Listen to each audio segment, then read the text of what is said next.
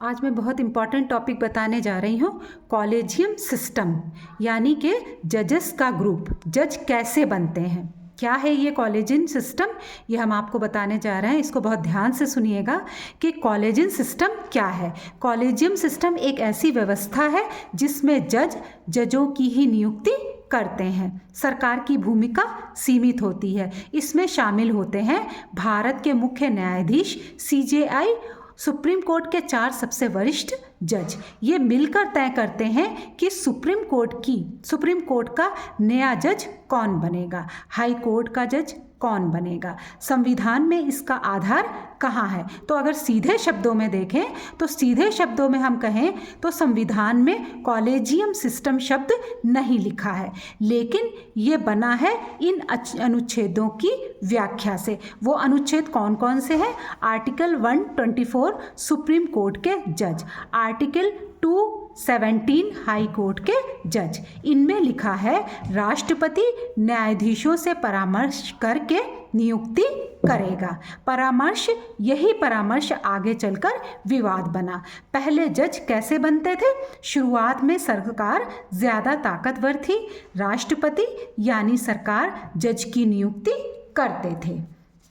फिर क्या हुआ इसमें कि कई बार राजनीतिक दखल के आरोप लगे इस पे, कई बार राजनीतिक दखल के आरोप लगे। इसमें सवाल उठा, अगर सरकार जज बनेगी तो जज सरकार के खिलाफ फैसला कैसे देंगे? कॉलेजियम सिस्टम क्यों आया? ये आया सुप्रीम कोर्ट के फैसले से, जिन्हें कहते हैं 3 जजेस केस, 1981, 1993, 1998। इन फैसलों में कोर्ट ने कहा न्यायपालिका की स्वतंत्रता के लिए जजों की नियुक्ति में जजों की राय सबसे अहम होगी। यहीं से कॉलेजियम सिस्टम मजबूत हुआ। सरकार की भूमिका क्या होती है इसमें? देखिए, सरकार की भूमिका कि जज के नाम पर आपत्ति जता सकती है, फाइल वापस भेज सकती है, लेकिन अगर कॉलेजियम दोबारा वही नाम भेज दे तो सरकार को मानना ही पड़ेगा।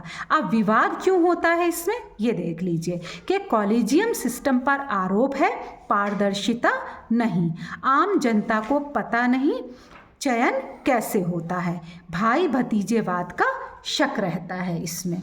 ठीक है, फिर उसके बाद जो है आगे देखिए कि सरकार कहती है हम चुने हुए प्रतिनिधि हैं। सरकार क्या कहती है कि हम चुने हुए प्रतिनिधि हैं, हमें भी भूमिका मिलने चाहिए। ठीक है, फिर आया NJAC यानी नेशनल जुडिशियल अपॉइंटमेंट्स कमीशन, यानी कि राष्ट्रीय न्यायिक नियुक्ति आयोग। 2014 में संसद ने कानून बनाया NJAC, जिसमें जज प्लस सरकार प्लस आम सदस्य शामिल थे। लेकिन 2015 में सुप्रीम कोर्ट ने NJAC को रद्द कर दिया।